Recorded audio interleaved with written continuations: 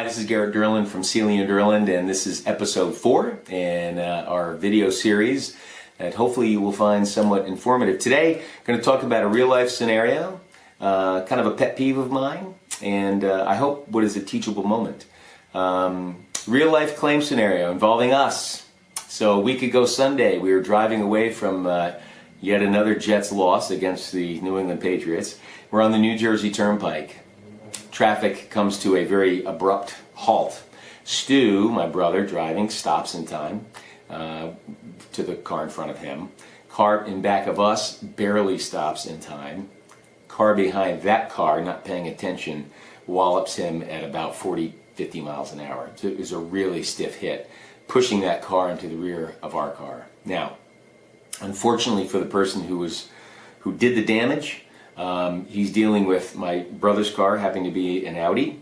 The car behind us happened to be a Mercedes-Benz 550. And he happened to be in an Acura that was completely totaled. Mercedes-Benz extensive damage. I'm gonna guess that it's either a total loss or damages are going to be well in excess of $25,000, $30,000. We know that the damages to our vehicle are going to be in excess of $10,000, maybe close to $15,000. So what does this gentleman have? He has minimum liability limits. He bought a policy, evidently without talking to a professional, an independent insurance agent, that had $25,000 of property damage limits, the least amount that he was required to carry in his state, which I think was Connecticut. Hey, in New Jersey, you only have to carry $5,000 of property damage limits to put a car on the road, which is insane. So what happens in this scenario? Not enough limit to pay for both vehicles. So what that company is going to do is they're going to proportion the loss. So let's say, for the sake of argument, we're talking about $50,000 of total damages, and Mercedes is $30,000 and our vehicle is $20,000. So therefore, they're going to proportion their limit that they have available, 3/5, 2/5. So in this case, we would get paid $10,000, the Mercedes would get paid $15,000, neither of which are enough to pay for the damages. So it kind of forces our hand to go through our own carrier. We go through our physical damage, we incur our deductible, in our case it's $1,000 deductible. We're hitting our insurance policy on a claim, granted it's a not-at-fault claim.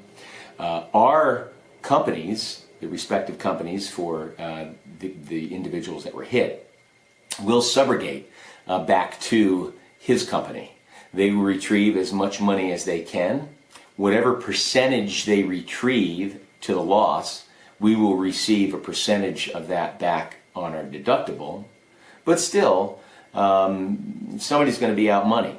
And in this case, what they're going to do is they will go after the driver or owner of that vehicle personally. So let's assume there was terrible bodily injury involved in this accident. And he's carrying a policy that's $25,000 per person bodily injury, $50,000 per accident, and $25,000 of property damage. He doesn't have near the limits that he really should have being on the road.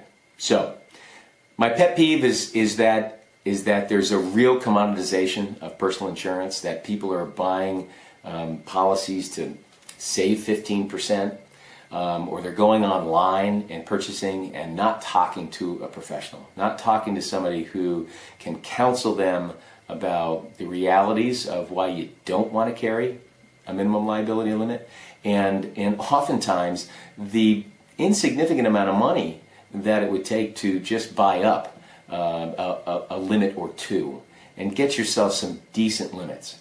Anyway, that's it for today. I hope you found that interesting. Please reach out to us at any time, 845-986-1177. We have professionals, licensed professionals here who will talk to you about your individual situation, and hope to hear from you soon. Take care. Bye-bye.